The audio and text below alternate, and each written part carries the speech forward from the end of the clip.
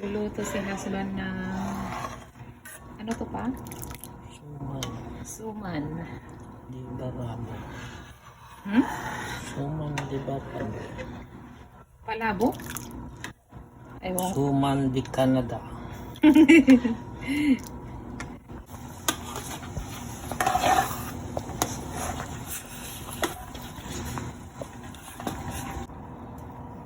Dahil hindi na maantay ni husband guys na mato ang dahon.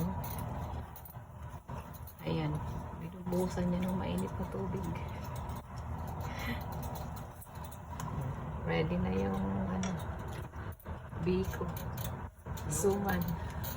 Suman pala. Ayan. Kasi frozen.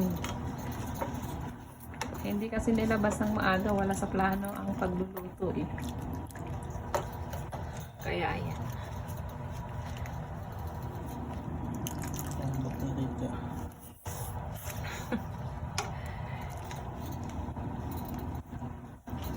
Discard ni husband para madaling maluto ang Punasan na ng basahan. ang kanyang recipe na biko.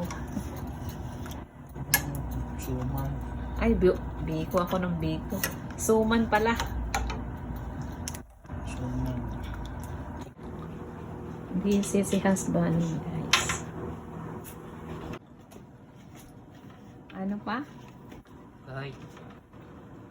Ito na ang diskarte ng mga walang trabaho. Kayod tayo. Sinong bibili dyan? Mga may pambayad. Bills.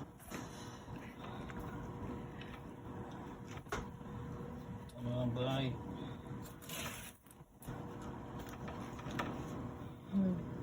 Dalawa yan? Dalawang balot pa?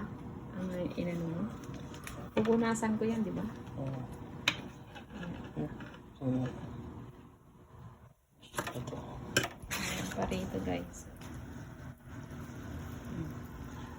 Nag-aantay na ito. Ayan.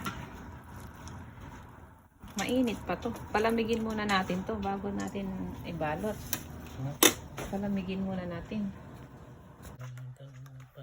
Ayan, guys. Nagbabalot na si husband. Oh.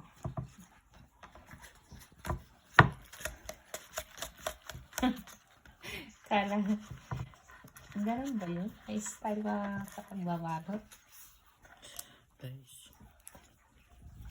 ito mo lang trabaho, so-supply ko na lang to sa work ko sa Versatile.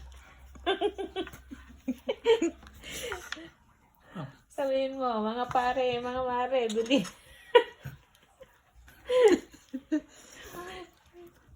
Yan, guys. Natapos ko na rin, tawag dito, punasan. Yan, tulungan ko rin siya sa mga balot.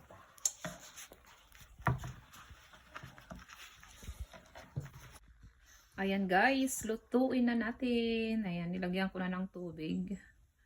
Ayan, mga 1 oras siguro. Hanggang maluto.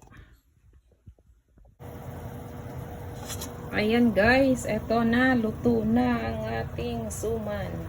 Nabawasan na, guys, kay may kumain na. Ayan, guys, eto na, luto na ang ating suman. Kain tayo. May partner na kape. Ayan. Guys, wala tayong supply. Bye, guys. Thank you for watching. Kain tayo ng suman. Ayan, patikman ko nga, guys. Galing pala ni husband magluto. Bye, guys. Thank you for watching.